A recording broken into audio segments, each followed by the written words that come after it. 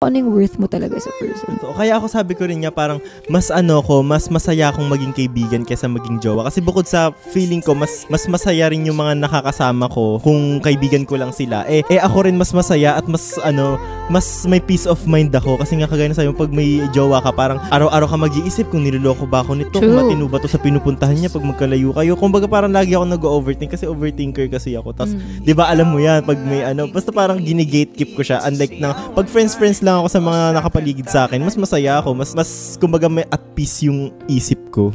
Pero alam mo, the question to that or topic is, naniniwala ka ba talaga sa mga gut feeling or sa tamang hinala?